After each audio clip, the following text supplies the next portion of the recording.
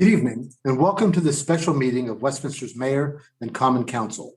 During the public health emergency, we will be conducting our meetings virtually, and they will be available and streamed live on the city's Facebook page, as well as the Community Media Center channel and website.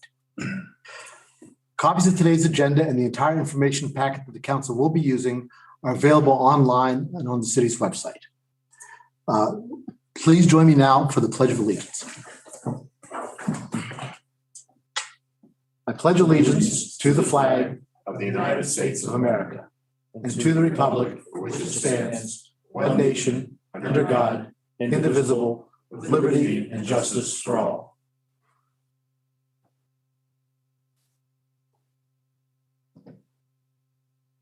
Thank you. First item of business tonight, it's a special meeting, is a public hearing on ordinance number 935. Under state law, we're required to do a public hearing because this includes the tax rate. And public hearings in Westminster are run by the mayor. And so, Mr. Mayor, I'll turn chair over to you. Mr. President, it's been a while since the public gavel. So I will begin public hearing for ordinance number 935.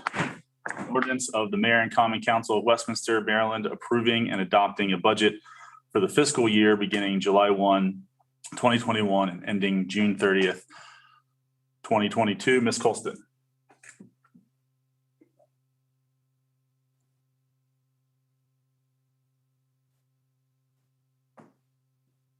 Good evening. So you have before you the ordinance for the budget for the fiscal year 2022. Pretty much we're just here tonight to answer any questions that the mayor and council may have. So I will turn it over to you for questions. Okay. Thank you, Ms. Colston. Do any of my colleagues on the council have any questions or comments to be made? Mr. Mayor, Ms. Colston, the principal point is that the tax rate remains the same for another year. That's correct? Correct. Okay. Anyone else?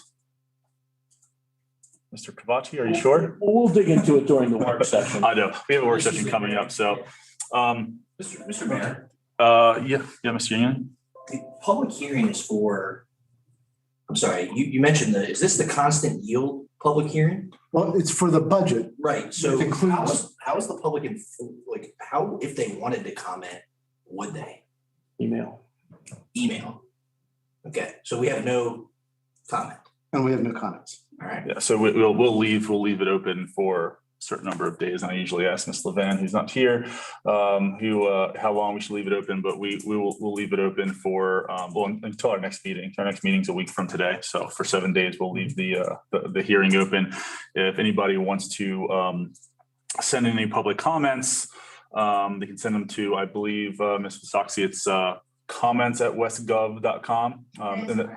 And that can be found on the website, or you can email any of us and we can point you in the right direction. So I will we'll leave the hearing open for a week, and I will pass the gavel back to Mr. Mayor, before you close it, Chiavacci. I would recommend that if anybody is watching, maybe tell them by, say, 3 o'clock on Monday, just so Mr. Visoxi has an opportunity to get them together for you for the next meeting. So the people, if they email at 6:50, we're not going to see it.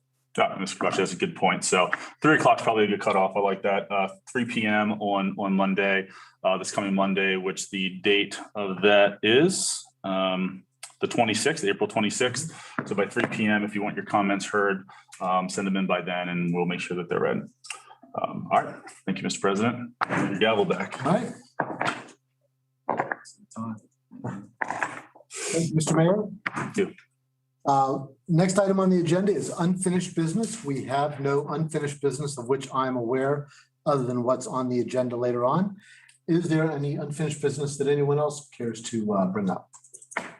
Hearing none, we'll move on to new business. The first item of new business is change order number 1 to the city's contract with Keller Brothers Incorporated for the Diefendahl Lot Retaining Wall Project. And I understand that Mr. Dick is substituting for Mr. Glass this evening, so we will turn to Mr. Dick, the Deputy Director of Public Works. All right, thank you, Mr. President. Fiscal year 2021 capital project budget includes funding for repair of the retaining wall located on the east side of the Diffendale parking lot. The project consists of installation of soldier piles and precast concrete panels to back up and take the place of an existing failing gravity wall.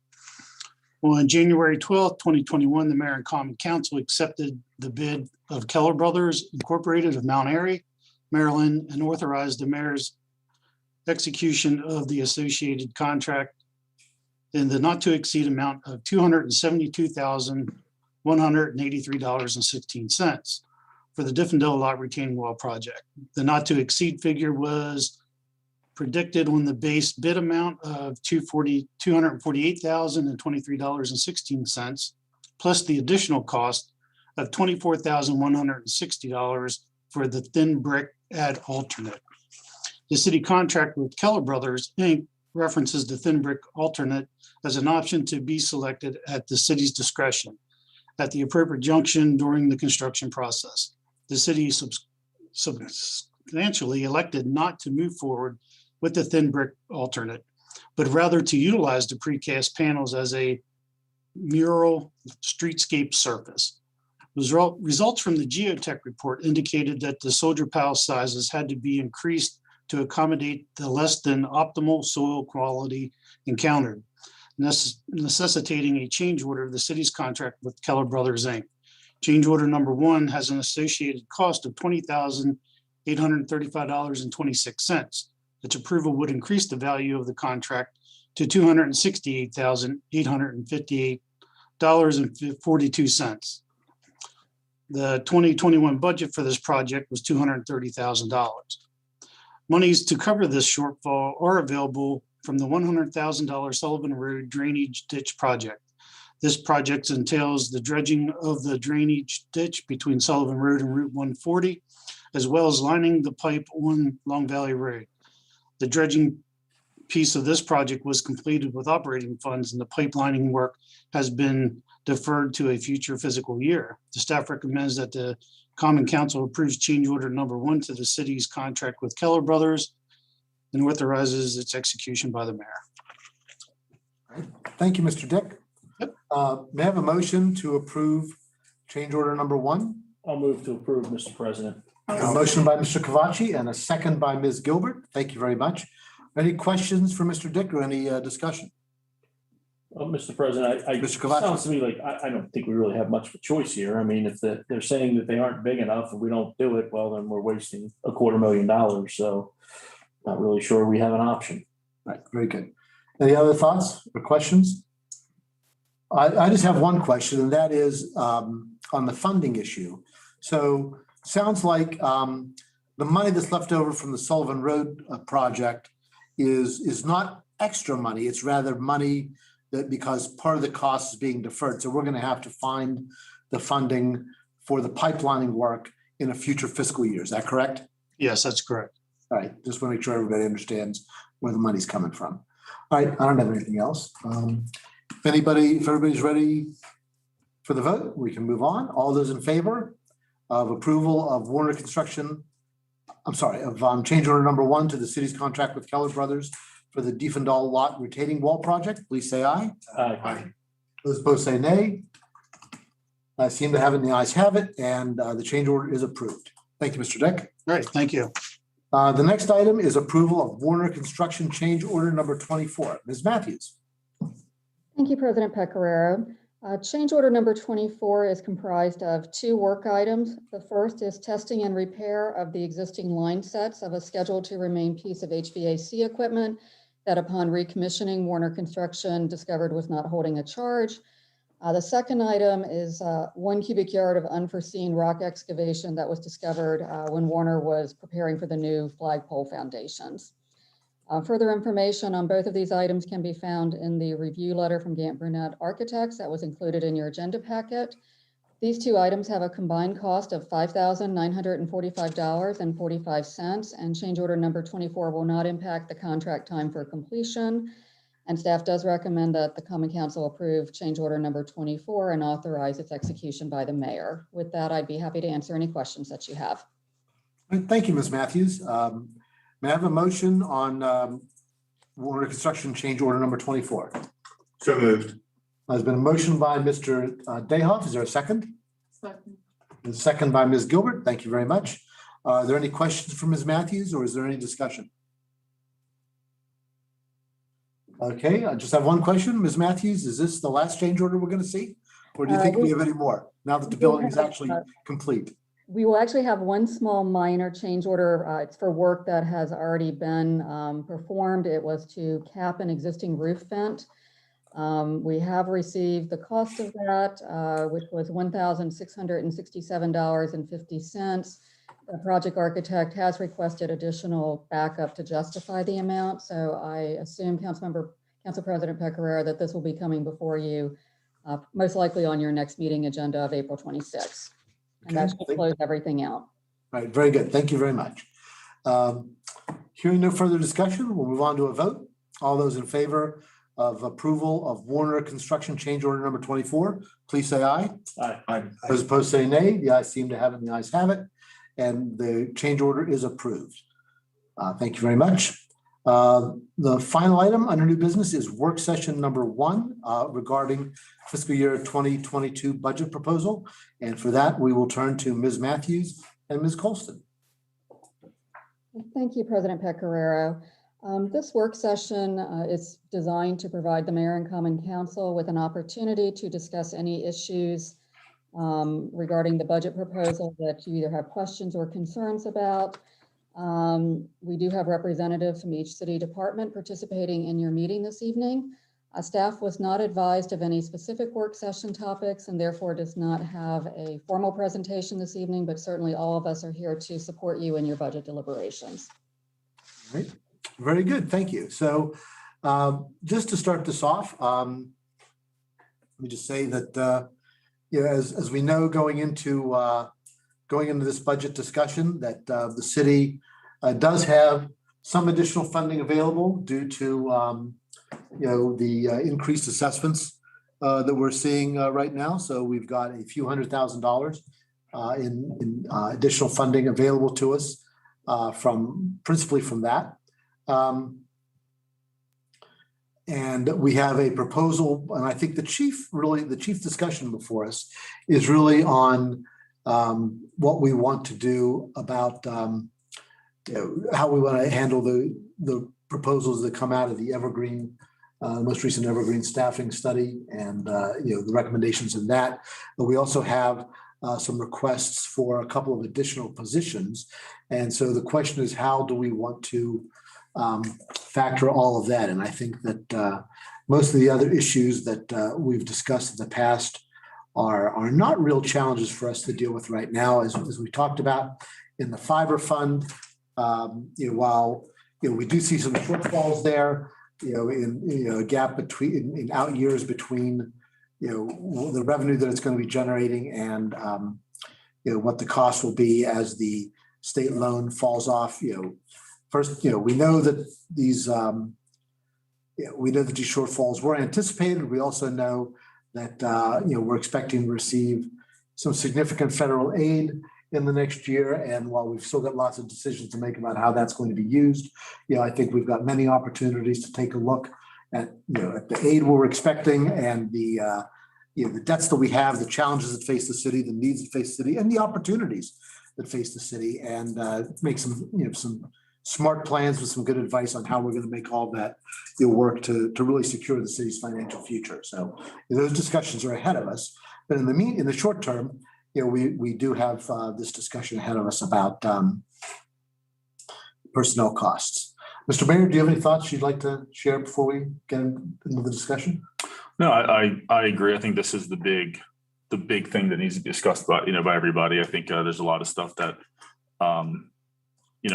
is we all generally agree on, but this is the one big item, the big ticket item that I think we need to discuss. And like you said, I think coming into this, we were looking at in some way or the other, either choosing between or balancing somehow the adding of 3 possible positions, 2 in public works, 1 in technology, and implementing the, the highest of the three options. I think, and there's three options for implementing the new pay study. And I know that it's all really important. So, we have the pay study results, I think are compelling. So are the cases being made for the three positions. I think last year, we had the same request in Public Works and I believe technology for these positions. And I think we bumped them to this year. And, we don't want to put them off another year. And I think we need to, Public Works is growing responsibilities as the fiber network matures. And I think technology is something that we have to get used to expanding every so many years, just because of the nature of it. But we have to, take care of the employees that are currently staff in the city as well. So I think that this is the big topic for tonight. I would imagine we're going to spend most of our time on that. Thank you, Mr. Mayor. Ms. Matthews, could you just recap for us, the Evergreen study recommendations and also the personnel requests? Certainly, I'd be happy to do that. I'll start with the position request, if that's all right, President Pecoraro. Sure, that's fine. So we received a request, I think as the mayor noted, from both Mr. Davidson as well as Mr. Strasberg, who is our street superintendent. Mr. Davidson requested a full-time position that we've been calling a help desk attendant.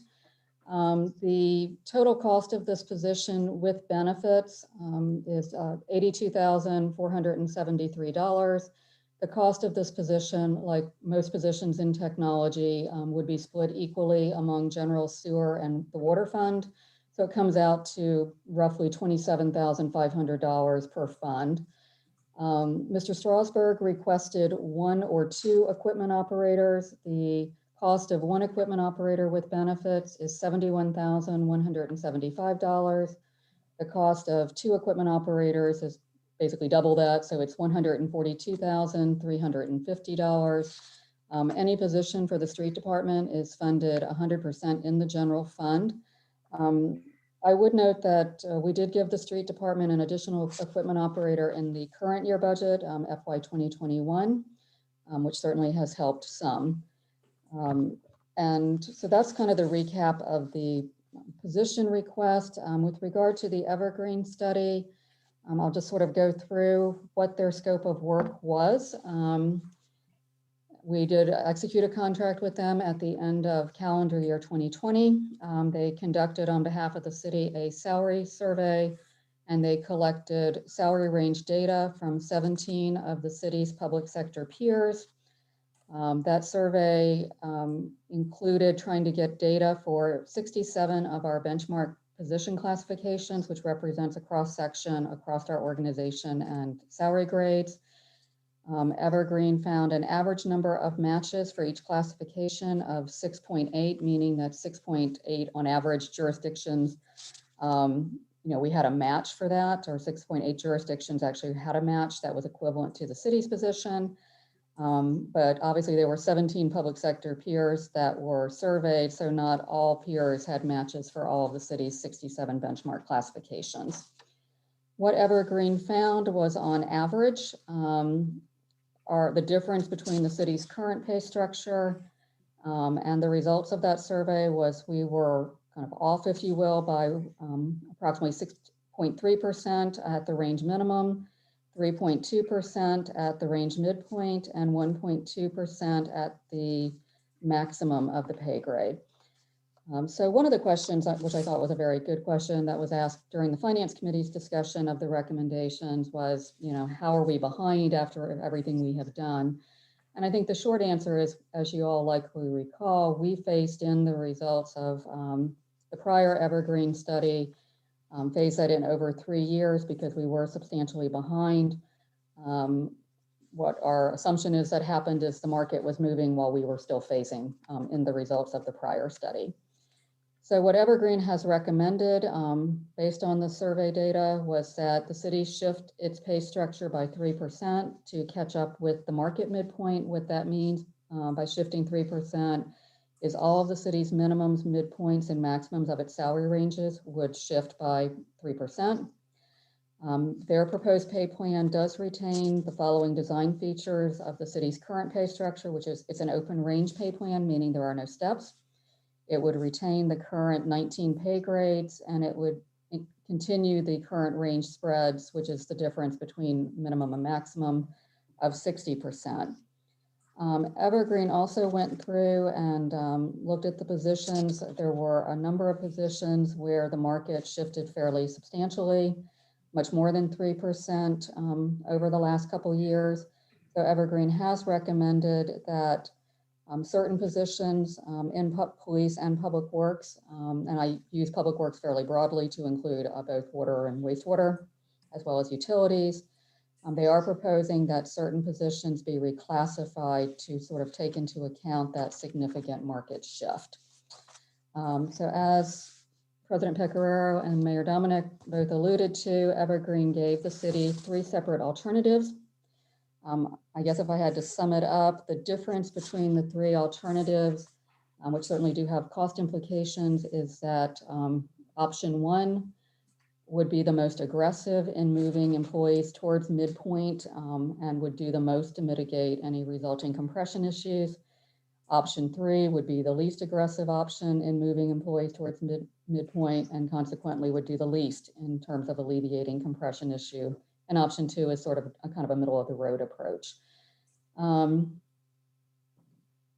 I think a lot of where you go forward has to do with if you add new positions, because certainly there's only so much money and the impact of adding positions has different ramifications for the funds. If the Mayor and Common Council chose to go with option 1, which once again would be the most aggressive in moving employees towards midpoint and would do the most to alleviate compression, it is affordable. We would slightly exceed the amount of the general fund surplus, which currently stands at about $414,000, but is likely fiscally manageable, mainly because there's inevitably going to be some line items that come in under budget over the course of FY 2022. I would say that option 1 is affordable, assuming that no new positions are added in fiscal year 2022. Option 2, which once again is sort of the middle of the road option, and therefore it's a lower cost, would allow the addition of the help desk attendant position, because once again, the cost of that position would be split among general, water, and sewer. It would not, however, allow for any additional equipment operator positions for streets. And once again, they did get a position in the current fiscal year. Option 3, which would be the least aggressive option in moving employees towards midpoint and would do the least to alleviate compression, would allow the addition of the help desk attendant position and 1 equipment operator position. But there is no Evergreen option would allow the addition of all 3 staffing requests to be met. My advice to the Mayor and Common Council is I would either go with option 1 or option 2. Obviously, we tried to make a great deal of headway over the last 3 years in addressing salary compression issues. And I would at least suggest that you try to go with option 2, which once again, would only allow the addition of the help desk attendant position, but no additional positions for streets. So I think that's sort of a brief overview of the Evergreen recommendations. I'd certainly be happy to answer any questions that you have. All right, thank you, Ms. Matthews. Mr. Mayor? Mr. President.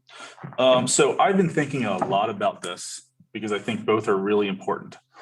And I know we have this federal money coming in. So can I just real quick, remember, we haven't seen any of this. So we have no idea what these numbers are. You guys all saw it, but the 3 of us have never seen the study. We don't know what numbers we're talking about. I have no idea what the amounts are in these. The only numbers I've seen so far are those position amounts. So Mr. Mayor, I'm sorry for interrupting you, but you guys are working from, you've already seen this in finance. We have not. So I'd like to before we get into any type of discussion or comments, I need a little more information. Yeah, Ms. Matthews, are you in a position to put up on the screen the evergreen file that you shared with us earlier that showed the cost of the three alternatives? I would have to dig for it, but I can provide the numbers that Councilmember Chiavacci is requesting, Right. if that would be helpful. I've got them, I apologize, I thought everybody had these. I'm sending them to the group. I know that people have their laptops here and may have their email available, so I just. If you did, I apologize. No, I just sent it to you just this moment. Oh, just now? Okay, yeah. As we're Okay. speaking, I just sent it to you so you can pull it up and take a look at it. Well, why don't we also say what they are, so. Yes, but we can. Yeah, if I may, so as I mentioned, if the pay I'm sorry, structure, Mr. Mayor, by the way. That's right. if the pay structure shifts by 3%, and positions are reclassified, there is sort of a fixed cost regardless of what option you pick, assuming you accept Evergreen's recommendations for the position reclassifications and 3% shift. That would simply be needed to bring employees to the minimum of the new range. That's not every single employee, but it is a number of employees. So How many is a number? Do you want it by fund, Councilmember Chiavacci, or just total? Total number. A total to bring employees to minimum would be $395,534. That cost is inclusive of the impacts on fringe benefits. I'll go ahead and give you the options for 1, 2, and 3, and the numbers I'm about to give you are inclusive of that bring to minimum cost, so it is not on top of it. For option 1, the total financial impact is $663,978. Option 2 is $556,882, and option 3 is $501,061. I don't want to hijack this, but can I ask one more question? Sure, go ahead. How many, in the 3% increase, you said that's not everyone, that's only certain positions? I'm not talking about option 1, 2, or 3. I'm talking about the 3% bump that you referred to, because they're two different things, correct? Base salary cost increase is what it's called on this what you just emailed? Yes, right. So how many people does that affect? It's not everyone, right? It is not everyone. It is a significant number of employees, Councilmember Chiavacci. I apologize. I can try to find that information while you all discuss it, but it is over 100 employees. I would need to look for the specific number. And what's our total number of employees right now? It varies from any given day, but it's normally about 156 to 158 full-time employees. So 2/3 roughly. Yes, and I'll try to see if I can find that number while you all talk.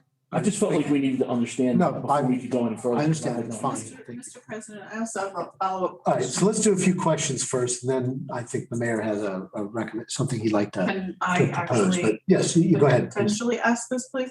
Yes, go ahead. But Councilman Chiavacci asked about the 3% increase and how many that affected. How about the reclass? How many people is that affecting? And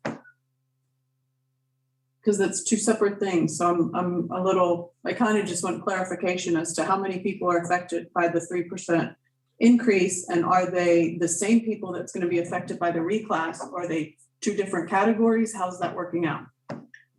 Once again, I apologize. I was not advised to be prepared for tonight, so I'm doing the best I can. If you can give me a few minutes, I will see if I can dig in my work files and try to find that information for you, Councilmember Gilbert. Thank you. And thank you, Mr. President, for letting me ask. Thank you, certainly. Are there any other questions that before we get into discussing, the substance? I got what I need. Thank you. Okay, thank you. All I right, appreciate it. Mr. Mayor, sorry. Well, Mr. President, I think what would be helpful is, I don't believe this was covered yet, the cost of those 3 positions. She went over. Does she want to reach one? Okay, I was reading it. It was 82.4 for the Okay. help desk and 142 for both positions and streets. Okay, gotcha. I just wanted to make sure that was out there because we're going to be discussing all of that. So we have this several money coming. Legislation's passed. I think they were pretty clear on what we can't use it for. You can't use it for, I believe there's 2 buckets. Mr. President, correct me if I'm wrong, but we discussed this earlier. It's you can't use it you can't add it into a pension, pension fund, and you can't use it to lower taxes. And you have to spend it within a certain amount of time. Yeah, it has to be spent within, I think it's 2024, I believe. Yes, I don't know if that's fiscal year 2024 or what, but that's so you have at least 3 years to spend it. Half the money should be coming, I believe, within the next 30 days. So before the budget is passed, totally finalized, I think that should be here. And then the other half we should get within a year. So that's what they're saying. And, a couple of places that the money is really meant to go toward are economic development and emergency services. So, and of course, any extra costs related to the pandemic, but that's really the focus.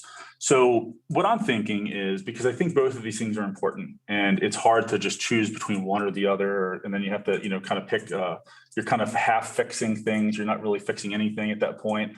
If you're kind of choosing both.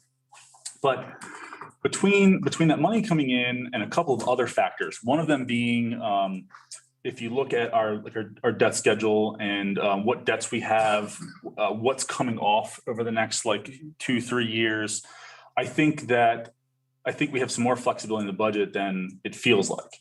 So I think the thing that makes me extra really comfortable with this is the fact that debts will be coming off over the next few years that will free up some money. And I know that they all come out of different buckets, but we also know that there are things you can do there are things that can come out of multiple buckets. One of them is right now out of the general fund, we have money that's coming out from the operating budget for Magic and for the fire department, both of which are things that could be, they both fall under the priorities of this federal funding. So, in terms of economic development, emergency services. So looking at those as an annual payment, and we know that, there may be changes with Magic in the next few years. There may be changes with we know there are going to be changes with the fire department over the next few years with what's going on with them in the county and how things are shifting there. I just wonder if there's a way we could free up some money in the operating budget by using the federal money to pay those grants forward for 3 years, or not really. I know you can't really fund a future budget, but if you paid for the equivalent of what 3 years would be, with the expectation that there would not be, that there wouldn't be the money the 2 years following. And I also know that when you get lumps of money like that, organizations can be smarter with how they spend it, because they can plan a little better and use it differently.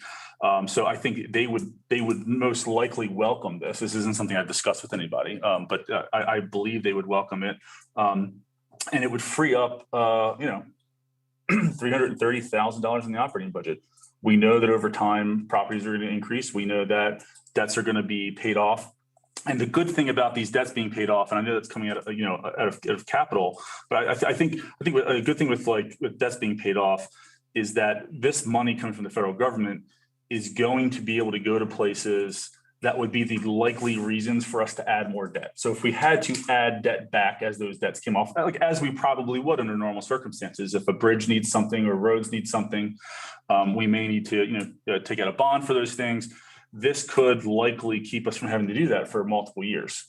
And even further, I know we have to spend it by 2024, but there are things that we can do within those 3 years that'll keep us from taking out, debts in years to come from that. So I think there is some room here. The money's coming. The legislation, I think, is pretty. I think it's broad for a reason. I think they want you to have flexibility with this money, and I think they're pretty strict on what they said you couldn't use it for. So I think this is a really safe move. So I would like to do both, and that's how I'd like to do it. Now I know I just dropped a pretty big idea on everybody, and it's probably going to take some research and everything. But I wanted to start that discussion. I think it's a way to solve those problems. All right, thank you, Mr. Mayor. Would anybody else like to? Mr. President. Mr. Chiavacci. So first of all, Mr. Mayor, I love that idea. It's money we already know we're going to spend. We have kept that $250,000 for the fire department steady since I've been on the council, and probably long before. And I think there's no doubt we wouldn't continue to do that up until the time the county takes over. And I don't think that's going to happen in the next 2 or 3 years. So that's $750,000 that we could send to them with the understanding that that would be their next 3 years worth of funding, but they're going to get it all in one lump sum. I can't imagine any organization would have a problem with that, but we don't know. So we'll have to talk to them about it. Same thing with Magic, that's $240,000, and it takes $330,000, is that right, out of the operating budget for the next 3 years, which would certainly help go a long way to what we want to do here. I'd say we can even take that a step further, that line of thinking, in terms of, if I'm not mistaken, you said infrastructure is one of the items that is allowable, correct? Where we can spend this money, right? Yes, and I think something else to clarify there is infrastructure, I feel like, is being used very broadly. So things that, so like infrastructure, they're also, it's just like housing and things like that. So there's a lot of places that this could be spent. So, we have things like road work that needs to be done. We know that's coming. And that their areas, and I don't want to get into the minutia of that because we'll have to spend more time than we're going to be able to do tonight. But similarly, we may be able to pay it forward on some of those projects that carry us out for many years, that allows us then funding to put towards this or other things. Because money's fungible, as I know the council president's very fond of saying, and he's right. So I think we take your line of thinking, Mr. Mayor, and apply that not just to these two areas, but I think we can do that in other areas as well, to use it wisely, not just blow it, but it also allows us to do a lot for the employees, which I think we all want to do, as well as potentially funding those positions and keeping us, fiscally sound. So I like it a lot. I think it's a great line of thinking, and I'd like us to expand on that, to use that funding elsewhere to do exactly what you're talking about. That's my comment, Mr. President. Thank you, Mr. Chiavacci. Anyone else wish to be heard on this? Mr. President, Mr. Yingling? I just have 2 questions. Certainly. Mr. Mayor, thanks for coming up with this idea. I know we talked briefly about it. I've expressed some reservation. I guess I have a question for staff. Can we get, I guess, whatever the guidelines are from the federal government, kind of the fine print of like what we can or can't spend this on? I know you two are much more familiar with it than I am, Mr. President and Mr. Mayor. Certainly like to educate myself on that. And then question for staff as well, obviously I'm sure they're aware of the amount of money. Like, what is that dollar amount? Like, when are we getting it? I know you said a couple weeks, but like, what does that schedule look like specifically? If I may, Councilmember Yingling, what I can provide to you all is the packet of information that I received from Senator Cardin's office. As is the case with most federal legislation, the devil will be in the details, and the Treasury Department has not published those yet. So the information that is available at this point in time, that would probably be most relevant to the city. There is reference in the legislation to water and sewer infrastructure, which obviously affects only the water and sewer fund. There is a specific reference in the legislation about the expansion of broadband. Presumably that would assist the city as it's trying to build the network out into the county. I think as was said, there is specific language regarding basically supplanting and using it to reduce taxes, which you're obviously not talking about. But other than what has come from Senator Cardin's office, which they were kind enough to provide shortly after the legislation was enacted and signed by the president, there is no guidance at this point. I did receive some information, I believe it was last week, from MML, basically just talking about local governments positioning themselves to receive the funding. If you don't have a DUNS number, for example, you are encouraged to get one. If you're not enrolled in the SAM system, you are encouraged to do so. And the city has those basic fundamentals covered because we do receive federal funding for our housing program. But beyond that, the Treasury Department simply has not published the guidelines. And that's where you would need to look for very specific guidance once that information is released. In terms of the amount, we're looking at somewhere, based on, once again, from the information from Senator Cardin's office, of a little over $15 million. It was going to be released in what they referred to as kind of 2 tranches. Unlike some funding, this will come directly from the state to the city. So I believe part of it was in 30 days and the remainder was about 30 days later. So I just forwarded everybody a copy of that report, that Senator Cardin has distributed. So you all could take a look at it. And as the mayor mentioned, the only 2 prohibitions are that you cannot use it to support a pension fund or offset a tax cut. And the funds are supposed to be expended by the end of 2024. So we've got, a couple of years to do this with. Mr. President. Just one thing. So then, the allowable uses are to respond to or mitigate the COVID-19 health emergency or its negative economic impacts, to provide essential workers with premium pay, to cover revenue loss as a result incurred as a result of the COVID-19 emergency, or to make necessary investments in water, sewer, or broadband infrastructure. Obviously we've got more information to gather on exactly, what the best ways to do this are. I think that, we've got to be very smart about this because it's a large amount of money and we want to make sure that we're making, wise decisions about it. But I think that, within that, there is considerable room for us to be able to take, without sort of making any specific plans at this moment as to how we want to use those funds, because I think we've still got some more research to do. I think there is considerable opportunity to act along the lines that the mayor has suggested. Mr. President. Mr. Yingling. Okay, no, thank you. I appreciate that information. So other than, just so I'm understanding, other than contributing the pension, Right. and reducing taxes. Right, and that's largely to make this is clear. like unrestricted funds. Right. By the federal And government. you realize, and I know in your business, you realize this very well, a lot of communities across the country are in trouble with their pension programs, right? That pension programs are underfunded. They're looking at big shortfalls, and Congress didn't want people to shore those up, with this money. That's certainly not one of our issues. Sure. We're part of the Maryland Fund, which is well funded and carefully managed. And of course, the tax cut is not something we were contemplating. Yeah, sure. So But the funds are like otherwise unrestricted, it sounds like. that's right. Sounds like that to me as well. Mr. President. Mr. Mayor. I think a lot of the funding that's come out through the pandemic that was, meant to target issues caused by the pandemic have been broad.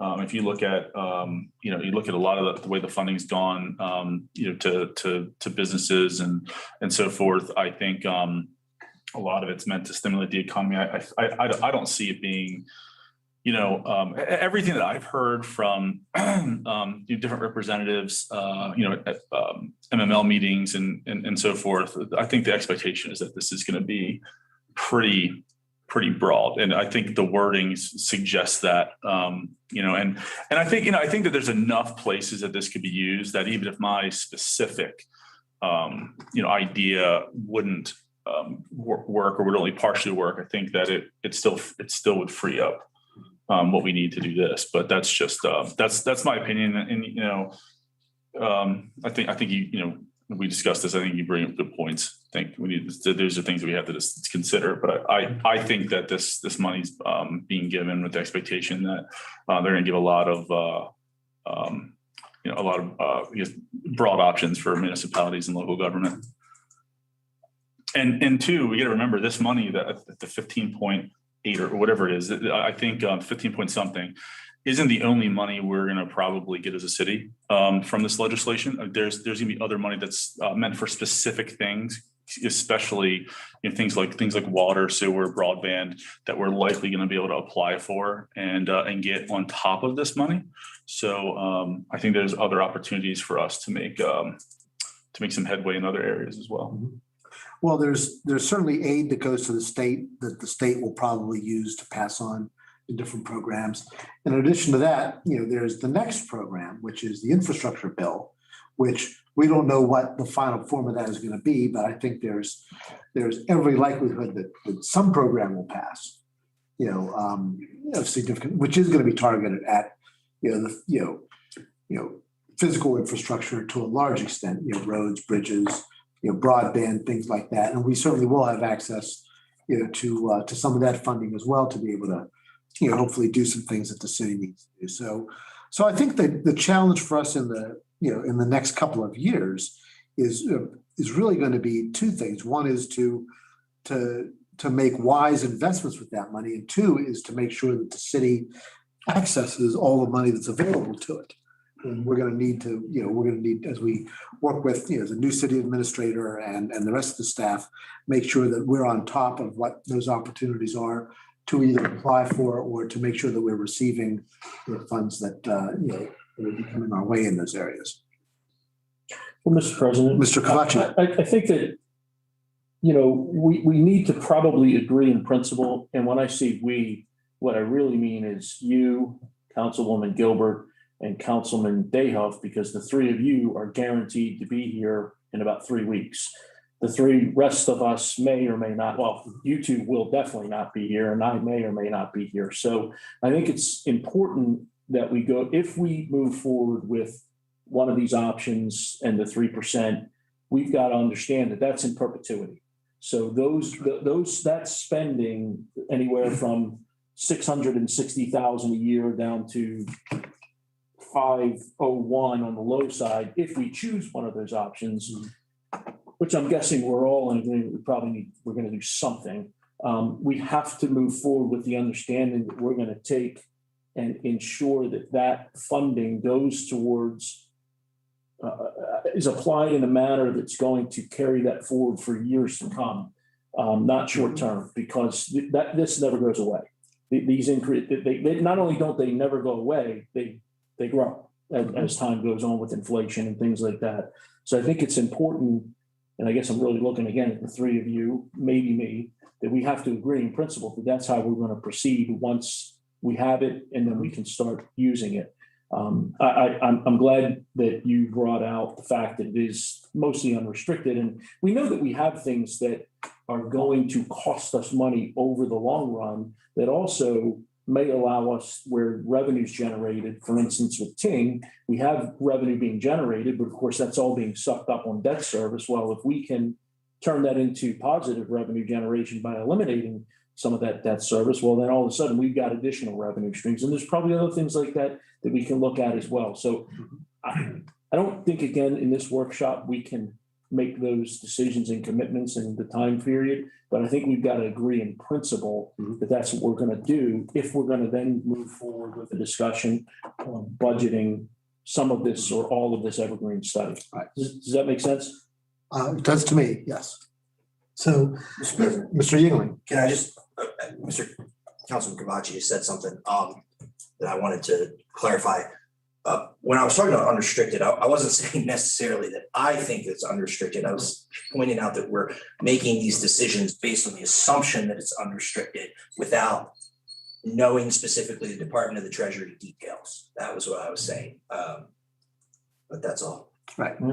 And I think that's a good point. And that's why, I said, while I agree in principle with what the mayor is suggesting, I think it's difficult at this moment to earmark any of that money for specific things. I think we're going to have to continue to do some research and figure out exactly what we're able to use it for. But the fact is, as Mr. Chiavacci mentioned, I've said before, one thing, regardless of what bucket the money winds up in, it will allow us to do certain things which will free up other monies that will allow us to do other things. So I think that we need to, we can't sort of go wild, and we want to be cautious and we want to be thoughtful about this. And I think it does afford us opportunities if we plan it well. Just a quick clarification. No, I agree. I just something crossed my mind. What if we, on the topic of compensation, what if we, picked option, whatever, 2, okay? And then after you get the federal money and you get clarification on that money, I mean, the next council could just basically do budget amendments and allocate that money and even change the, if, let's say we picked option 2 because we wanted to, for whatever reason, and I'm just using option 2 as an example. You could, if you finally got the money and it was all good to use for, something, and then you could just move money around after the fact, after you actually received it and then had like the details of that. Is that wrong? Or? I think that would be the case. What would also be the case is that, we would be able to, once we've gotten the money and understand, how we're going to be able to use it, in the next budget, we could take the plan the rest of the way, and do, fulfill, take it the rest of the way and get to where we really want to be. We don't, it's nice to be able to do it all in one leap, but we don't have to do it all in one leap. The important thing, I think, is to make progress. And I think as Ms. Matthews noted earlier, and the mayor and I talked about this earlier today, what we've frequently had to do because we've had budget restraints is we've had to move very cautiously in the direction of getting to where we want to go. We've had to always take the least expensive option, and it's taken us longer to get there. We probably don't have to do that in this case. We don't have to start with the least expensive option. We can pick one of the more expensive options without picking the most expensive option, expecting that a year from now, we'll be able to go the rest of the way, as opposed to saying we're going to have to space it out over 3, 4, 5 years, as we sometimes had to do in the past. Yeah, so we can exercise a certain amount of caution without and still make pretty good progress. Anyone else? Mr. Dayhoff. Yes. Option number 3 allows for the IT position, and it allows for 1 or 2 of the public works employees. It allows for 1 of the public works. No, option 3 allows for none. I think option 3 is just the help desk position. No, Option 2 is 1. Option 3 is all 3, I think. No, option 3 allows for the help desk and 1 equipment operator. But option 1 is all of Option them. 1 doesn't allow for any. Why is then option one having the greatest impact? Because option 1, takes the salaries farther. In one stroke, it fulfills. I see. The goals of the Yeah, that made it clearer for me Okay. also. I didn't understand that either. So option 1, the base salary cost increase is the greatest increase. That's right. Does that also include the reclassifications? Ms. Matthews, does that include the reclassifications? Yes, all of the figures I gave you include the reclassifications. So even the bring to minimum figures are largely being driven by the 3% shift in the pay structure as well as the reclassifications. Thank you. So may I ask another question? Sure. If we're adding 3% increase to all of our staff, or not all of our staff, 75% of our staff. Councilmember Gilbert, may I clarify something? Please. A 3% shift in the pay structure does not mean each and every employee is getting a 3% raise. It's simply a shift in the structure. It is going to drive the necessity to bring some employees to minimum, but I do want to clarify that it does not mean every employee gets 3%. There's a difference between the structure and how employees move through that structure, if that makes sense. I guess I'm having trouble figuring out how that's supposed to fix the initial problem that we have. Well, I also have The differentials in our salaries. Right. If I may, Councilmember Gilbert, you had asked a question and I was trying to pull files while you all were talking. So if the mayor and common council accept Evergreen's recommendation to shift the pay structure, meaning all minimums, midpoints, and maximums increase by 3%, and you accept the reclassifications, there will be 92 employees whose salary needs to be brought up to the minimum. I was trying to scroll through the files and truthfully, there are 3 different versions of the files, each one that is over 50 columns across. So I think these numbers are reasonably good. It appears that whether it's option 1, 2, or 3, there would be a total of 148 employees who would get adjustments to varying degrees. That does include those 92 who would need to be brought up to minimum. What's going to be the difference between options 1, 2, and 3, as best as I can tell, looking at it fairly quickly, is the percentage increase that those 148 employees would get under each of the options. So I hopefully that information is somewhat helpful to you. Does that answer your question, Ms. Gilbert? I believe that helps out a little bit. And when you say minimum, can you define what that minimum means? You don't mean 92 of our employees will now be receiving minimum wage, I would hope. No, I'm sorry. Just want to clarify that. No, we have no benefited employees who are making minimum wage. It would be the minimum of the pay range associated, pay grade associated with that particular employee's position. Thank you. Mr. President. Mr. Chiavacci. And I want to just clarify one thing that I misunderstood, and I want to say it out loud because maybe I'm not the only one, but maybe I am. The option 1, 2, and 3 they didn't have anything to do with those positions being added. That's What right. confused me was when Ms. Matthews was talking about it, she was then saying what we may or may not be able to do. So I misunderstood thinking that was built in. It's not. Because again, remind you, Right. we didn't see this until, That's right. we're looking at this the first time. So So, we didn't have the luxury. So I want to make sure I'm clear. Option 1, 2, and 3 are strictly decompression and or movement into a higher level of being within the norm compared to our peers. That has nothing to do with the adding of those 3 positions. that's The right. adding of those 3 positions is $223,000 a year if we were to add all 3, in addition to these other 3 options. Am I correct in that? You are correct, Councilmember Chiavacci. The only way that any of the Evergreen study comes into play with the new positions is we did assume that the pay structure would shift, and we use the new minimums in terms of calculating the cost. But you are correct, they're 2 separate buckets of numbers. So to then take that a step further, so if we were to pick option 1 at 663 and add all 3 positions, we're talking about increasing the budget close to $1 million a year, if I'm not mistaken. Across all funds. Across all funds, right? Because one of those, that general fund for the help desk, is only 27,000. So Right, and keeping it, so the problem is, this is affordable with the sewer and the water funds. The challenge is how much can we afford in the with the general fund? So the water and sewer fund, that's a great point, Mr. President. The water and sewer fund can manage the help desk position, and we don't need to look at that. That's already in their budget, so it's allowing for that. No. No, President. we added in.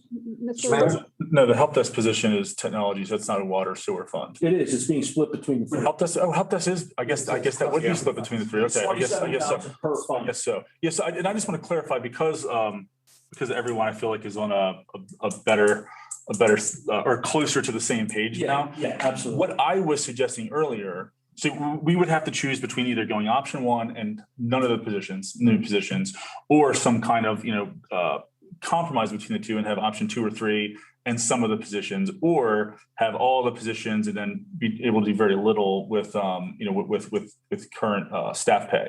So what I would, just to be clear, what I was suggesting was to allow to do all 3 staff positions and option 1 for this year's budget. So I just want to clarify that because I don't think we were all on the same page going into that conversation. So. Now, Council President Pecoraro, if I may. Sure, Ms. Matthews. To Councilmember Chiavacci's comments, I'm going to see if I can share this screen that might be helpful. If you can just give me a moment.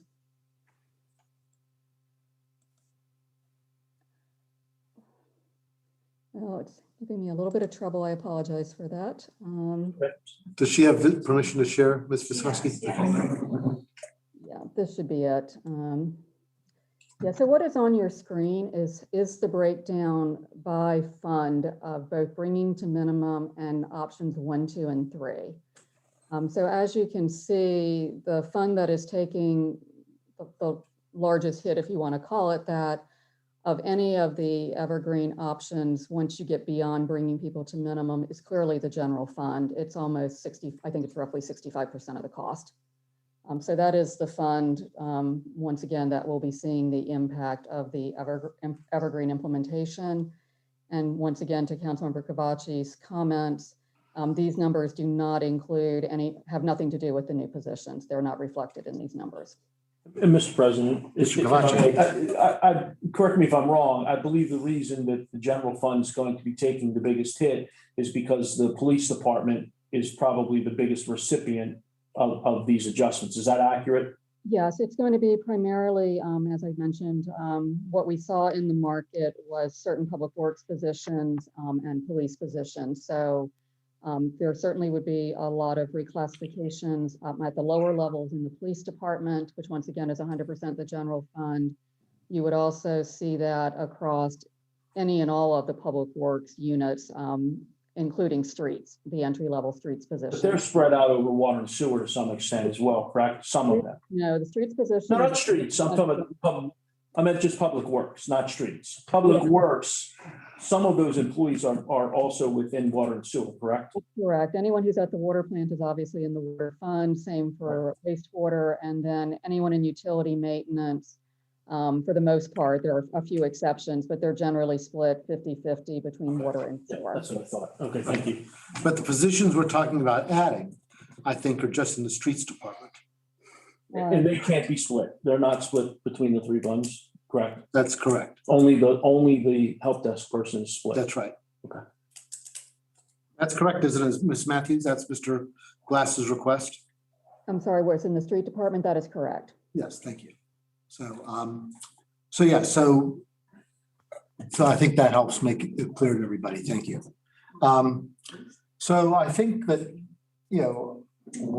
sort of looking at the discussion here, and, one of the questions I have is, assuming for the moment, because we have not yet received any of these funds and we do not know, and we don't have as much clarity as we'd like to have on how to spend them. So that decision is down the road, although we know we will have that opportunity.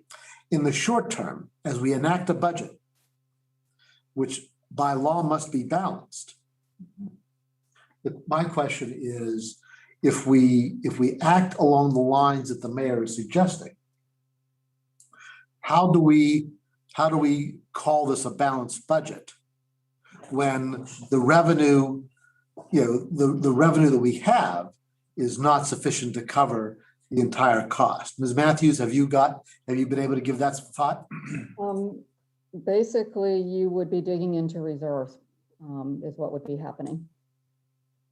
So we would have to allocate funds from our reserves to cover the cost in the current budget year, with the expectation that during the coming fiscal year, we would be able to make adjustments to the budget based on other revenues that we would receive that would allow us to, to sort of fix that, for future years.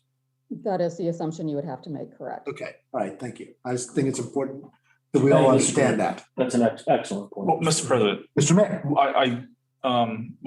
That's certainly one way to do it. I think the line items I mentioned earlier, if you remove those from the budget with the expectation that they would be funded with this money, I know at that point, it probably start making some people nervous, but I don't think anybody wants to not fund those things. I don't think there's any reason to be, although I understand why some people may. Yeah.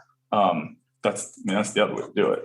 Well, it is, except that, we don't have the clarity on how those, and I suspect that we will be able to do what you're talking about, but I think we have questions to answer about, how we make the multi-year commitment, and things like that. So I'm not saying we won't ultimately do what you're suggesting.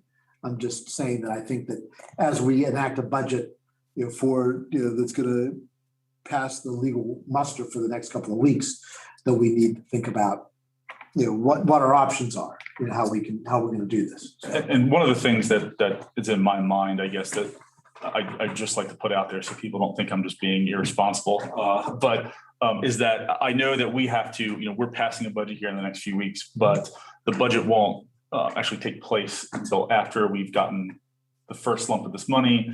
And I think that I think that whatever we do, I think we do it in a safe way. It's just that there's going to be maybe a couple weeks, if that, in between us passing a budget, if that even happens, and having that money in hand. So it's just, I guess, tough timing, but.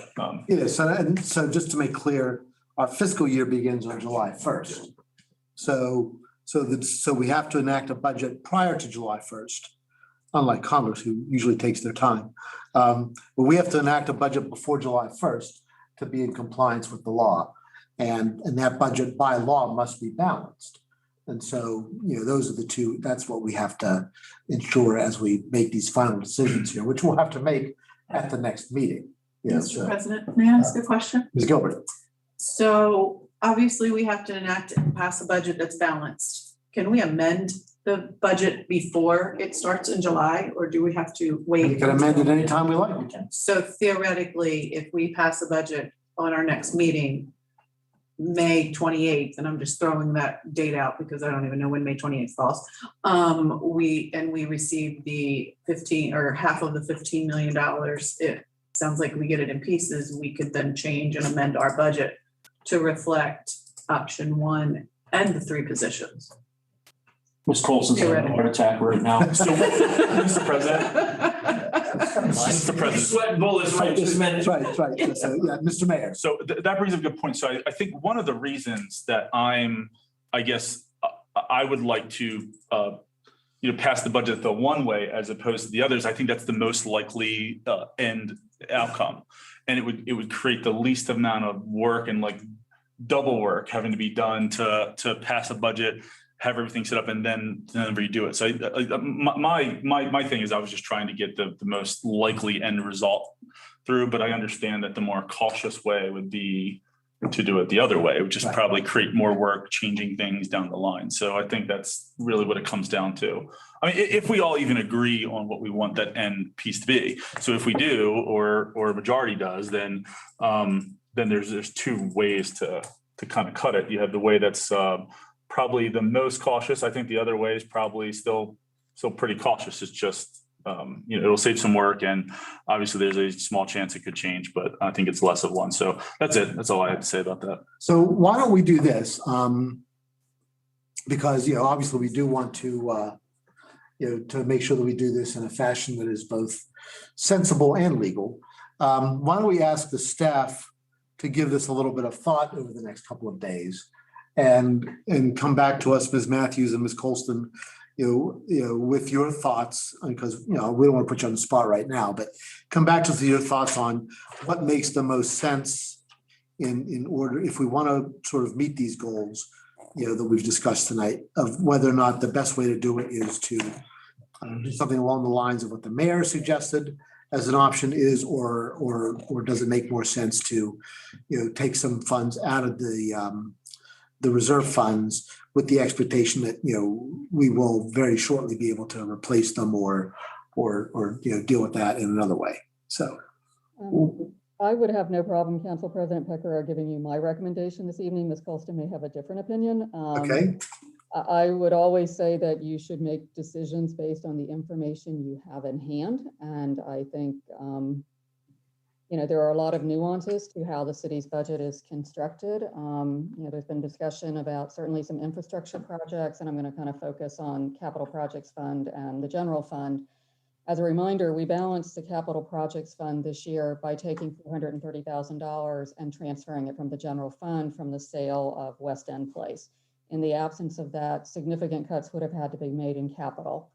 And you've got probably several years before projects fall off. I think if clearly there seems to be interest in funding certain positions, option 2 from Evergreen, I think would be a reasonable approach to make some movement for employees to, move towards midpoint or market. It would allow you to fund the help desk attendant position that Mr. Davidson has requested. I would suggest if that is what your priorities are, you proceed in that direction and you hold off on doing anything for the street department until you have more clarity from the Treasury Department in terms of what that funding is going to look like and what it's going to be used for. The other thing I would just note is, I think there was a mention, and I apologize, I can't recall who brought it up, about the fiber fund debt service. And just as a reminder, that debt cannot be paid off for at least 10 years. That is a CDA requirement. So the city will have those debt service payments. I think we're about a year or so into it for at least another eight or 9 years. Because there is the CDA loan documents always have a provision that you can't pay it off until you've basically gone 50% into the maturity. So that problem is still going to be looming for the city. So I don't know, Ms. Colston, if you have a recommendation to the contrary, but that is certainly what I would recommend you do. It's certainly very easy if the financial picture, once you have more information from the Treasury Department, is favorable. It certainly would not be very difficult for Ms. Colston to basically make the necessary budget adjustment to add 1 or 2 positions to the street department. Mr. President, I would like to just, Sure. I would like to add that my opinion falls along the same lines as Ms. Matthews, in that option 2, I believe, is the reasonable option to provide the positions that are desperately needed, while also giving us that flexibility further on in the year to make that amendment once we have more information on the federal funds that are going to be received. I hesitate in making decisions based on what we believe could happen. I think that's a good way to get in trouble. But like Ms. Matthews said, it would not be a big issue to go back and revise that once we do have more information.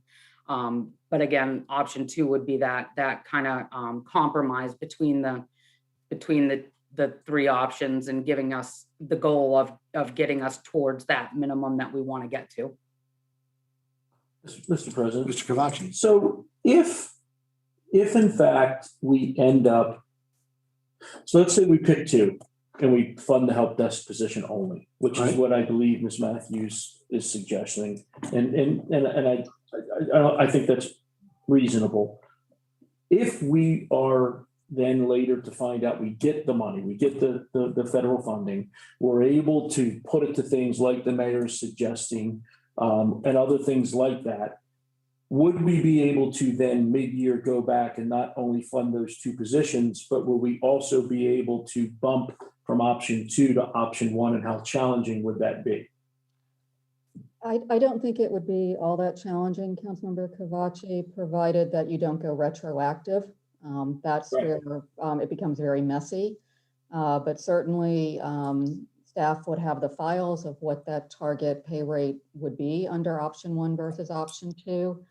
And I would think that should be a relatively, I wouldn't say it's easy, but a relatively easy thing to do, provided you don't try to go retroactive back to July 1st. And we may know before July 1st that we're getting that money may be in our account by July 1st. Well, so although we may not have a good plan by then. But it might allow us to say, hey, okay, now we can go ahead and do the budget amendment if need be. Right. I mean, my preference, if, as we go forward on this, is that, I think the key to doing the smart thing with whatever funds we receive is to avoid making piecemeal decisions and kind of, piddling it away, before. And I think that the smartest thing we can do is to talk, with some financial advisors, really understand the uses of the money, and make sort of a larger scale plan so that, we know how it's all going to fit together, and we know how, and that may take us a couple of months. We may not get there by July 1st. It may take us, till, August 1st. But I think that's okay. I think it's smarter, to have a complete picture of how we want to move forward, rather than to, take an action and say, well, gee, if we only waited, to make, all the decisions together, then we could have done other things as well. So I think that's, to me, that's a smart thing to do. And I don't think that I think that we've got lots of possibilities. And we need more information, and we need to get the money in the bank too, so let's figure that part out and see how we can go forward, on how we make those longer decisions. But in the meantime, I think we do have the opportunity, as we plan this budget, to move forward with, salary increases. I think that's clear. I just want to make sure that we manage to get it balanced. I think that's critical. We make sure we've, one way or the other, we balance the budget.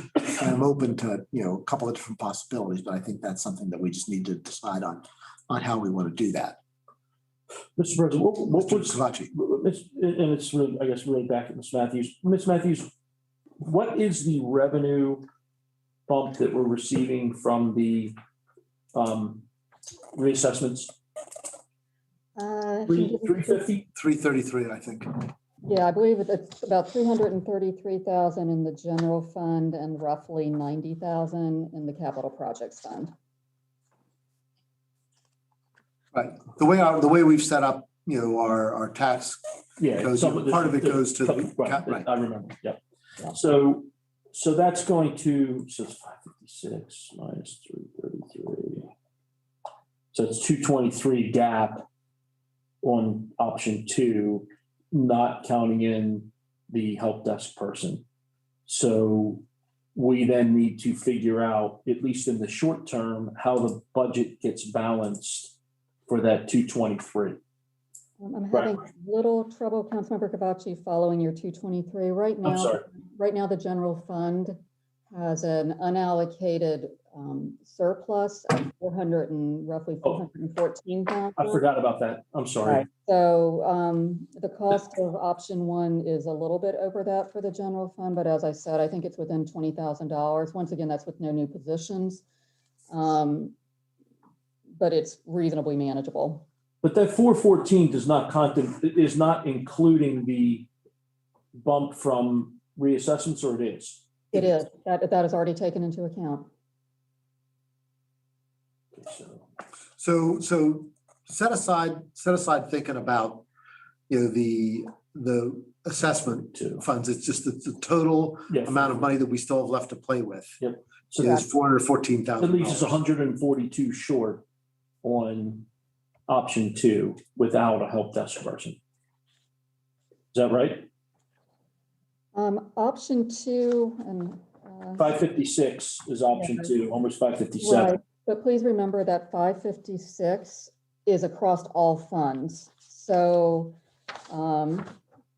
See, I guess I don't have that. Yeah, you got to look at the spreadsheet that I sent you, yeah, so if I that may. Ms. Matthews put up before. Yeah, the cost of option 1 in the general fund, once again, this is based on, just the Evergreen study, nothing to do with the new position request. Cost of option 1 in the general fund is $430,498, and you have roughly $414,000 currently sitting as a surplus in the general fund without any added positions. Option 2 is 356, right? Right. The cost of option 2 in the general fund is $356,799 in the general fund. And then the cost of option 3 in the general fund is $321,391. So with option 2, you could fully fund option 2 in the general fund and the help desk attendant position with 383 is those two together, 384. With the help desk position, which is 27.5 out of the general fund, plus 356, right? 6.8. 380 something. You'd have a little bit more. So 384, 414 minus 384, it leaves us with a little bit of headroom. Right. A little bit of cushion. And It's $30,000 of headroom. right, and that's just with the money that we have available, that's unallocated, in the revenues. If we wanted to do something like the mayor was suggesting, to try and fund more, we could do that. And we have a couple of, there are a couple of options. One would be to take money out of, our reserves. The other, would be to, try to make a choice to defer the funding of some other items in the budget. Mm-hmm. With the expectation that we would add that back in, within the next month or two as we were aware that other funds were available. Mr. President. Mr. Dayhoff. What's the number on the unallocated surplus, or is it allocated surplus? What's the number on the allocated surplus? I don't know offhand. But it's enough to I think the cover. unallocated surplus is the number that we want to know. 414. Yeah, But roughly. Well, the unallocated within the budget, within the operating funds, Mhm. the amount is $414,000. Right, okay, But the city has reserves in addition to that, okay. Right. which we could draw some, 100,000 or so from. We could draw to cover option number 2. Yeah, it'd be a matter of drawing $100,000 or so. Well, it would actually almost only be on paper if we get the federal funds. So that way, now, Mr. President, Right. Mr. Dayhoff. that way we would pass a balanced budget. And We then would. we could reconfigure things. Well, and as Mr. Chiavacci points out, we might not ever actually have to draw that money Correct, yeah. because, we would have hopefully sufficient cash flow to be able to manage for the first couple of months until we manage to get the other things sorted out. So we seem to be settling upon option number 2. Mr. President, I'd like to hear what the mayor, it's your budget. I'd like to hear what you want. It's my budget today, I guess. You're making the proposal, so I want So- what you want. I mean, I guess I'm looking at it a little differently because I understand that, a big part of what decision we make is based on this money where there's a little bit of I don't think there's a lot of uncertainty with it. I think there's a little bit. But I also think there's a little bit of uncertainty with every piece of the budget, right? It's just that we get used to those things being there, but I mean, we don't know that every revenue source and every expense is going to come in exactly where we plan it. So all of this is planning based on educated, hopefully well-educated guesses. So this is just another one, in my opinion, and I think it's a safe bet. I understand I understand people proceeding with caution too. So that's why I'm not necessarily pushing back. I'm just that's my and I think when it comes to things like this, over my last 4 years, I've been pretty cautious with that. I will say that a lot of this is driven by the fact that I think when I first came in 2017, we did a pay study and we actually made some headway in that first round. And in the last 2 years, well, things were tight and we kind of kept our head above water, maybe even slipped down a little bit. And so I would like this to be a year that we actually make some more headway. And I think option one's the way to do it. So I'm looking for ways to be able to do the things that we need to do. And I think we really should do what we can to do option one. And we should do what we can to provide those positions, especially since we've been putting those off for a year now. We're not putting them off, but we made the decision last budget to not add them. And I think it's very doable.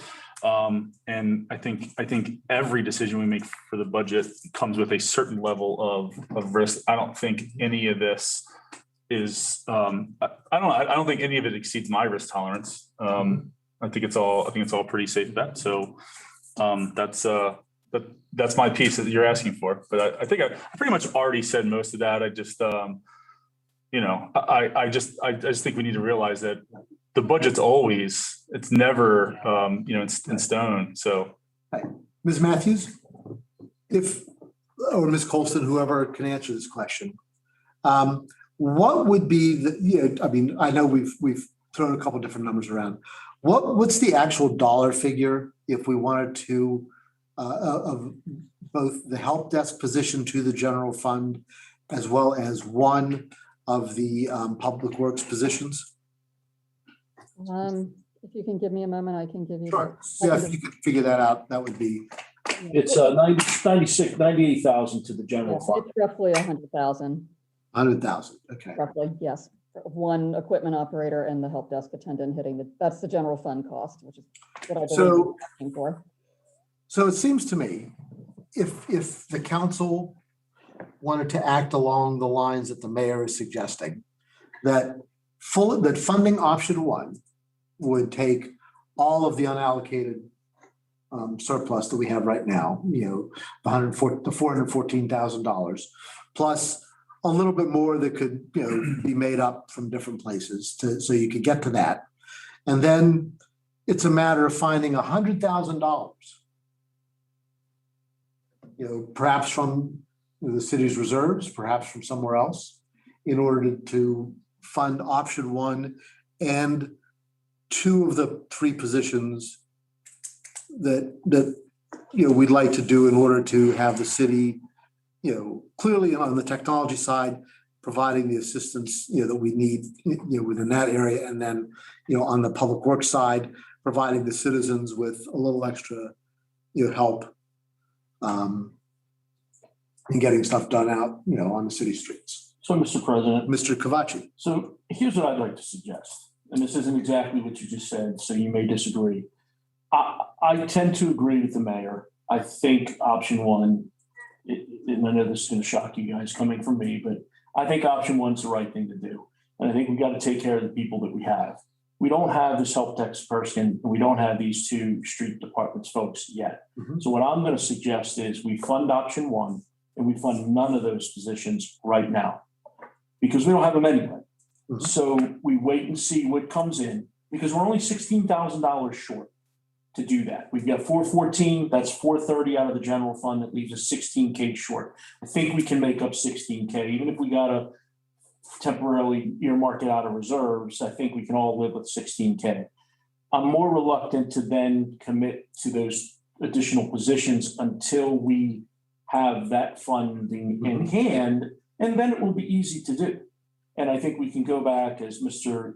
Councilman Yingling and Councilwoman Gilbert both suggested, we can go back and look at a budget amendment at some point in time, maybe even before July 1st, if we have the money to potentially add those positions. It might be a new group that discusses that.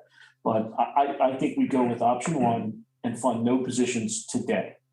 And then look at funding those positions in the near future if we get that funding. That would be my recommendation. All right. Thank you, Mr. Chiavacci. Mr. Yingling. The calculations you did right before Mr. Chiavacci made his points, you said, and correct me if I'm wrong, in order that we were looking for $100,000, right? Is that right? Mhm. That was the difference, right? And that would allow us to do option one Mhm. and fund all three That positions. would fund two positions. We fund two positions. Fund the help desk position, Okay, because that's spread across all three funds. And then, be able to fund one of the equipment operators. and there's a general fund transfer to shore up the capital improvements that are needed this year, right? Okay. What if? And these two aren't gonna like this, but there's $200,000 allocated for the Wakefield Valley Park improvements. I know the plan is to get grant money for those improvements, hopefully next year or whatever year. Is that accurate? What if we went and put it at 100,000 and then moved that 100,000 back in to the general fund, that we could fund the two positions and do option one? Mr. President, Ms. Gilbert. how about we just look at the parking study at 190,000 and remove it at the moment, because we're probably not going to be doing that parking study in the next fiscal year, and we can put that off to another year, and there's your 190,000. We only need 100. Correct. Mhm. So we budgeted 190 on a parking study that most likely we're not going to be using. Mr. President, Mr. Mayor. Councilman Yingling is correct. We only need 100, but that's to fund two positions. If we have 190, we can fund all three. And that would make me very happy. And it wouldn't touch the Wakefield money, And it wouldn't touch the Wakefield money. and it wouldn't affect anything that we would be planning on doing in the next fiscal year. But Mr. President, Mr. Mayor. so I think a good point is to be made here is that there are going to be some, we're planning for worst case scenario, for instance, the Wakefield money is most likely going to be handled through grants. The parking study may or may not be done this year. So somewhere that money is going to open up. So whether we pull it from one or the other, I think that just goes to my point that a lot of these are guesses, and Right. So I like either of those plans. So as I look at this, for the purpose of a work session discussion, there's two things that I think it's important to satisfy. One is, or to do, one is to understand what the will of the council is, right? What is it we want to do? And the second part of that is to have clear in our minds a way to do that, even if it isn't the way we do it, but a way to do it that balances the budget, right? Because we've got to have a balanced budget at the end of this process. So it sounds to me as I listen to all the conversation that it is pretty clear that there is strong sentiment to be able to fund option one. Yes. Is that the case? That seems to be the case to me. That was my suggestion. Right. That was, the mayor has been wanting to do that. Mr. Chiavacci, that was part of his proposal and everybody seems to be We all want to. supportive of that. Right. So that's fine. So then the second part of that is to, is there some consensus on, how we can, recognizing that whatever decision we make on balancing the budget is going to be, transferring funds one way or another from one source or another, one line or another, that is a one-time thing. Because, but we believe that additional funds are going to come in are going to allow us to have a longer term solution. So that's not a problem. And all that we're trying to do is satisfy the fact that we need to have a balanced budget, by July 1st. So it seems to me that, the parking study is a good place, to find those funds right now. And if we decide over the course of the year that because, of development projects that are moving forward more quickly downtown than otherwise might be thought, and we do need to rethink, not parking so much as traffic downtown and some parking, that, we would have the opportunity to go back and backfill that need with, finding the money somewhere else. President Pecoraro, if I may. Ms. Matthews. There were two aspects of the parking study, which was a funded project this year. The RFP has been sitting in my inbox and unable to get to it. One is basically looking at some provisions of the zoning code that have been problematic. The other part, you can certainly set that aside, but we were trying to look at our parking system holistically, but we do not have replacement parts for our meters. So something is going to have to be done with the meters, even if you choose not to do a study that integrates other aspects of the city's parking issues. Mr. President, Mr. Mayor. I think that whatever happens with this federal money, meters are a great place to spend part of it. Meters. I think want the meters. I think whether it's this group or the next group, you'll likely have consensus on that because no one likes And that's old key, meters you can't get parts for. Right. So, Mr. President. and I think that if we want to position ourselves as a tech forward city, we should have parking meters that, number one, work. Number two, don't require someone to go around and pull change out of them all the time. And number three, accept a credit card or an app. So I think something should be done. But I think certainly the federal money will be able to be used, if not all, to fund that entire thing, at least a good portion of it. So that wouldn't be like a big concern of mine. I think that would be able to be handled. Mr. Dayhoff, seeking recognition. Yeah, I think the parking meters easily qualify as key and critical towards economic development. I don't know where we are as far as finding a consensus, but I still want option one in all three employees. Okay. That's what I want. Right. So maybe our charge is to come back with a budget that includes option one in all three positions. Right. Whether it's the parking fund or whether it's the parking fund. Right. Or allocated or unallocated surplus or. Right. All right. So this is a work session. So I think, that's, the way to do this is to, as we've done in the past, is to say, this is where the council wants to go. And, we'll let the staff, interpret that and bring it back in the document that we'll see next week. We have another meeting planned next week when we will be, taking, further look at this, as our budget process indicates. Next week, we'll have budget hearing number 2, if we need one, as well as budget work session, we have another opportunity there. And then the plan is to adopt the budget on May 10th, which I think we're still well on the way to meeting. So why don't we say this to the staff that, the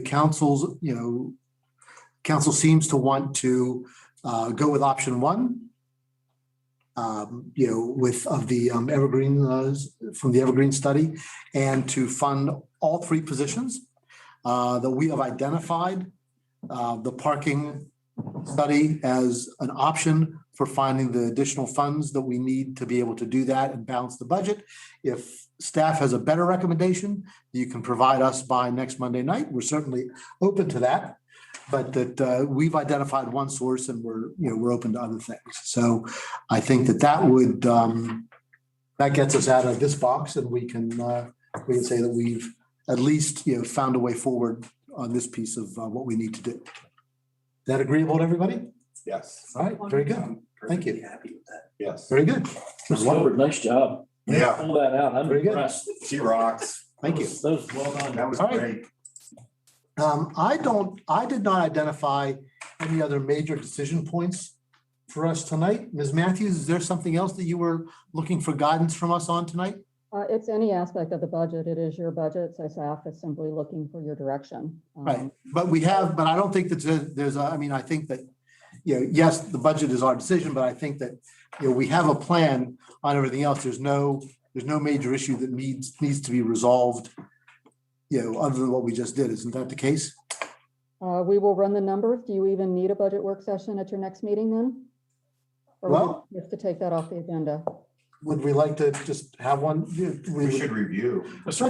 President, I think leaving the agenda item on is good. I think so. And if we get there and we all, if we don't need it, we don't need it, but I think we leave it there. I think that's a wise course. So we'll leave it on for the agenda for next week, and it may only take us a minute to ascertain that we're ready, that we're good to go, or it may take us longer, but I think we should, I don't think it will take us longer.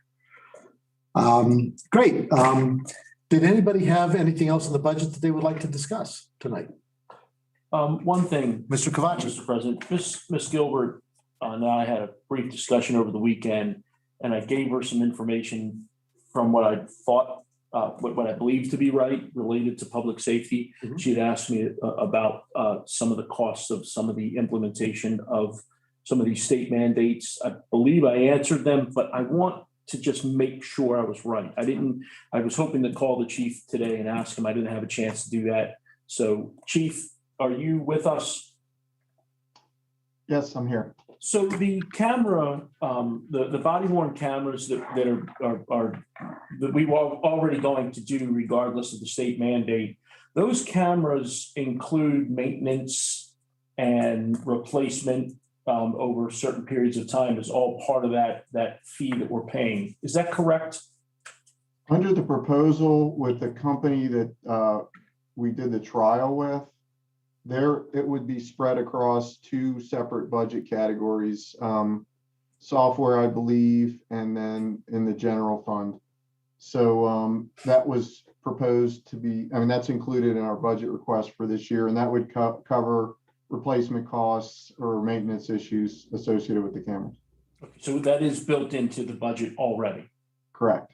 Okay, that's what you wanted to know, right? Yeah, yes, and Mr. President, Ms. Gilbert? just to verify, and Chief, I know you and I did kind of speak. The new legislation that's been enacted for a lot of the police officers, we are including some of that. I know the canines, we're not retiring any canine dogs anytime soon, so that kind of doesn't apply right now. But some of the legislation, like the increase in the mental health evaluations, have we included that in our budget? Is that a budget line, or do we need to think forward about an increase in certain areas, or are we in good shape? Sure. So there were different bills that passed, and I haven't read each individual bill completely, but looking over the summary and the deadlines for each of the bills, I believe the only one that would directly affect us fiscally during FY22 would be the canine retirement costs. The other ones, I believe the bulk of them have a deadline date of July 1, 2022. So that would be a consideration moving into FY23, I believe.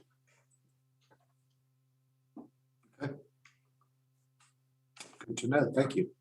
That's all I have, Mr. President. All right, thank you, Mr. Chiavacci. Ms. Gilbert, did you have anything else you wanted to bring up tonight? I know you had gone through the line items there. Yeah, I had a lot of free time yesterday. I Yeah. went through the line items of the budget yesterday. Are those questions you want to bring up now, or do you want to try and get with Ms. Colston maybe and I get some think- answers from I her? think instead of adding more time to this meeting, I'm going to try to catch up with Ms. Colston if she's available tomorrow Right, okay. and ask some individual questions that I had. Thank you. Okay, thank you. All right. Hearing no other items on the budget, we can conclude that item, I think. Ms. Matthews, Ms. Colston, thank you very much for all the good work. I think that, the fact that we have so little to discuss here is a testament to the good work done by the city staff on pulling all that together. So that's good. So I believe that concludes our agenda. And with that, it will conclude the meeting. And so without objection, we are adjourned. And I'll just remind everybody that our next meeting will be next Monday night at 7 o'clock here in City Hall in person again. And we will at that time come to some final decisions on these items and be ready to move forward. And that's it. Thank you all very much. The meeting is adjourned.